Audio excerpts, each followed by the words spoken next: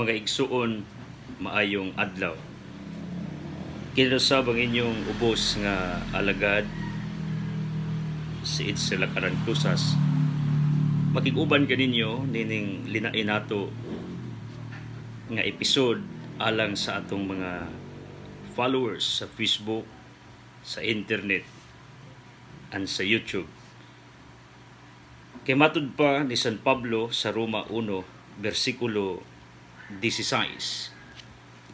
Dili ko ikaulaw ang maayong balita kay kini mao ang gahom sa Dios aron pagluwas sa tanan nga motuo, una sa mga Hudiyo ingon man sa mga dili Hudiyo.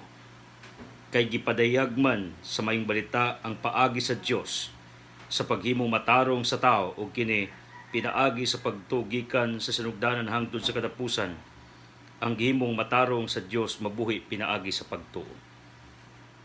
Kay matud pa sa Old Testament, Isaiah 5:13, daghan ang nalaglag tungod kay kulang sila og kabangkaagan or kaybalo. Technically, Monegingos principle, little knowledge is dangerous o mas nindot yun kung doon na kay kaybalo or kaalam matupang Kuya Kim at yan sa mas mabuti pag marami kang alam. This is one of the grounds why there are many Catholic believers are now departing from the true church.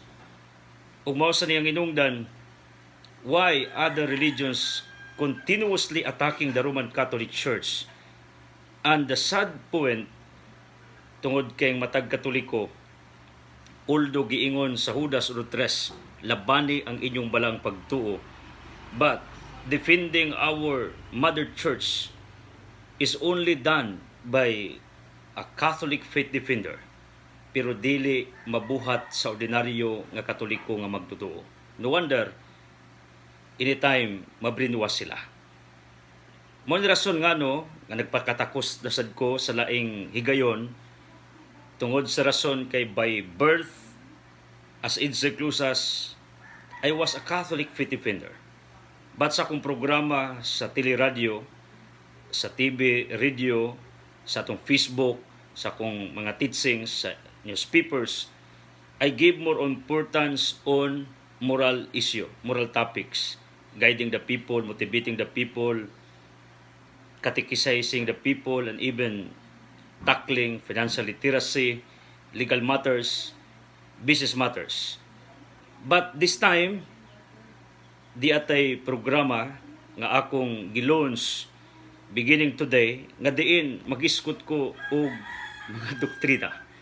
Gani dias ako makamot kining Catechism of the Catholic Church because mauni ang official nga mga panudlo sa atong simbahang Katolika. Now, our first topic kining giingon diri sa Matthew 16 verse 18. Ibabaw nining bato Pedro tukuron ko ang akong iglesia. Take note, the foundation of the Catholic Church started really in Jerusalem. 33 Anno Domini, not in Rome. So supposedly, ang atong simbahan, gitawag unta ni og Jerusalem Catholic Church. But why it is called Roman Catholic Church? Because the prophecy said, Matthew 21 verse 43, mabot ang adlaw nga usa ka gingarian kuhaon gikan sa usa ka lugar ug i-transferred kini ngadto sa laing lugar. And it referred sa simbahan nga tinukod ni Kristo sa Jerusalem. It was persecuted. It was not given much acceptance to the people. No wonder the prophecy in Matthew 21:43 became reality. Sa Roma 1:7 mingon si San Pedro siyang sulat ngadto sa Roma, mingon si Pablo sa taga Roma, ang inyong pagtuo mikaylap sa tibuok kalibutan gikan dinhi sa Roma. Take note, the greatest apostles, the greatest leaders of the Roman Catholic Church established in Rome were Peter and Apostle. Sila ang tinuod nga ligi sa atong simbahang Katolika kay sila didto nagpakamatay sa Roma. Mao na ang rason ngano ang atong simbahan, instead to be called Jerusalem Catholic, it is called Roman Catholic, tungod kay wa mamunga sa Jerusalem, namunga ni didto sa Roma.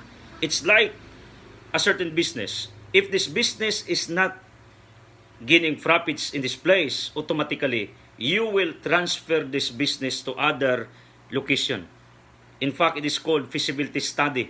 I-consider na pag magtukod kag negosyo, pasabol bas mga tao, duol ba og mga tao, halinon ba ning area ha. So technique sa business, ayaw na gamit anang pwestuha kung wala mo prosper ang maong negosyo nga imong pulihan. Kinanglan mag-usab kag business, dili sama sa imong isundan nga wala mo prosper. Tungod kay ang pattern design, failure ang pattern. So muanhi ka dining lugar, magnegosyo ka, niya na ay mga negosyo nga wa mo prosper ani, pangitaglain nga klases negosyo, maybe one day in due time mo prosper, mo gaya na. Ug mao ni natabo sa Iglesia Katolika nganong gitransfer dito sa Roma tungod kay gilutos man, giabandon man. Pero I believe this principle of life, that rejection is not a demotion at all. It is a promotion technically. Because when the Roman Catholic Church was persecuted in Jerusalem, na-transfer ni ngadto sa Roma, ug dito sa Roma namunga pag-ayo. Sometimes sa tong kinabuhi na mga rejections, mga troubles, abandonment, pero actually kung positive lang ka, kamao lang ka muduwa sa kinabuhi. In fact, life is all about working and playing smarter, not only working and playing harder. Kung kamao lang ka muduwa sa imong kinabuhi, you will bear fruits along the way.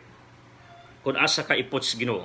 Ug mauni ang kasaysayan sa Iglesia Katolika ngano nga wa sa tawga nga Jerusalem Catholic Church, instead Roman Catholic Church. In fact, ang Iglesia Katolika is now basing the central authority and power vested sa Pope sa Vatican, naa ni sa Rome. Og kining maong simbahan sa Rome, mao na ni ang nagkontrolar sa atong simbahan worldwide. Catholic has billions of believers across the four corners of this globe. And you know what? Kung gikan ni Kristo when He commanded Peter to propagate the church, the gospel, He also instructed Paul in Acts chapter 9 sa diha nga didto sa Damasco gibutaan si Pablo kay gilutos niyang simbahas Ginoo ug mingon si Kristo, Saulo-Saulo gilutos mo ako. That was the instructions of Jesus Christ nga kinanglan bitbiton ni Apostol Pablo ang kaluwasan, ang mensahe, ang simbahan. Ug kining Pablo nga akong gisgutan nga usa sa mga amahan sa Iglesia Katolika nga mo'y nagbitbit sa Katolisismo gikan sa Jerusalem ngadto og Roma. Take note, miadto sa ning Espanya. Another proof in Romans chapter 15 verse 24. Unsa may giingon ni Apostol Pablo may tungod sa iyang missionary journey. Mingon siya sa Roma 15:24.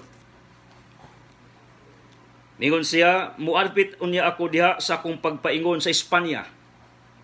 Human ako malipay sa pagig-uban kaninyo sa makadyot. Tabangyo niya ako sa pag-adto sa Espanya. Roma 15:24. Unsa may gibuhat ni Pablo sa Espanya? Take note, Roma 15 versikulo 16. Gihimo akong sulugoon ni Kristo Jesus aron pag-alagad sa mga dili Hudiyo. Nag-alagad ako ingon nga pari aron pagwali sa mayong balita. Technically, Paul was oppressed, proclaiming the gospel, propagating the good news, founding the church. So gikan ni Kristo sa Acts chapter 9, miadto sa Roma uban ni Apostol Pedro dito sila nagpakamatay. O gikan sa Roma, miadto si Pablo sa Espanya. Unsa gibot Espanya? Nagtukod sa didtong Katolisismo. And in our Philippine history, dili malalis nga mga Spaniards brought Catholicism here in our country, Philippines. So, kung atong balikan ang kasaysayan sa Iglesia Katolika nga nias Pilipinas, dunay koneksyon sa mga Spaniards. Ang Spaniards connected ni Apostol Pablo kay dito Pablo nagwali uban ni Santiago the Great. In fact, if you will go to Spain, naa dito ang lubnganan ni Santiago Apostol. Tungod kay dito siya nagpakamatay also sa pagwali sa Ebanghelyo o pagtukod sa simbahang Katolisismo ni ining maong nasod. O gani, the famous Virgen sa del Pilar is in Spain when Mary appeared to Saint James the Great o Santiago Apostol. So makita nato ngang atong simbahan nga nias Pilipinas, klaro kaayo ang kadugtungan. Klaro kaayo ang link. Klaro kaayo ang walay pagabugto nga kasaysayan. Gikan ni Kristo, ngadto ni Pablo, Pablo ngadto sa mga Spaniards ngaris mga Pilipino. Ug mao ni nga akong gusto nga imong masabtan that there's no other church except the Roman Catholic Church nga makatrisbakta og kadugtungan og history. Even the papacy walay pagabugto. Because the promise of Jesus Christ in Matthew chapter 16 verse 18, upon this rock Peter I will build my church, even the gates of hell, persecutions, troubles, betrayals, dili na siya maundang. Because in Matthew chapter 28, 19-20, I will be with you until the end. Ug mo nindot sa Dios pagmusaad iyang tinudon, dili pariha sa tao nga kun musaad pwede nga dili niya tumanon. Pero ang Diyos pagmusaad, ngayang ubanan ang iyang simbahan, iya ginang ubanan, hook or by crook, tungod sa rason, kaingana siya, ka-faithful, ka-loyal, ingana siya. Kana ay word of honor, if he speaks, he will do it. Ug mao ni ang rason ngano nga ang simbahang Katolika, which is now called Roman Catholic Church, still alive almost 2,000 years ago. Ug mao ni ang kasaysayan sa simbahan nga gireject sa Jerusalem, although naagi po didto karon ang preservation sa mga sacred places din si Kristo na tao, ang malgabirin didto mao na gitawag og Holy Land. Daghan kitang mga pilgrims mangadto ni ining Holy Land, ang Israel, ang lugar din na tao si Kristo. Pero ang central authority, as what I have said, is no longer in Jerusalem, but it is now in Rome, Italy, tungod kay diring lugara dinhi sa Roma, perting pagkapropagate sa mensahe sa ebanghelyo sa simbahan nga gitukod ni Kristo. Ug mao ni ang akong gusto nga imong ibutang sa imong kasing-kasing una-una nga sa imong adlaw nga mga fights na may panahon nga mafili mo nga wa kadawata. Follow the leading of God in your life and even dance with the music. One day, you will bear more fruits tungod sa rason, it is the will of God. It is the will of God nga dili sa Jerusalem ang central authority sa simbahang Katolika, but in Rome. Everything falls under God's orchestrations and arrangement. Ug mao ni ang akong gusto nga mensahe nga imo masabtan karon as we launch our doctrinal nga episode, dogmatic teaching, isip kitagaan sa kog pribilyo sa Dios nga makaeskwela sa Seminaryo de San Carlos, sa St. Jerome Biblical Center, and more studies and deepening aron makakontribute ko in one way or another like the verse of St. Teresa of Jesus, in my own little way makatabang ko sa simbahan nga akong gipasakupan o gibahal, ang Iglesia Katolika Apostolika Romana. God bless you all. To God be the glory.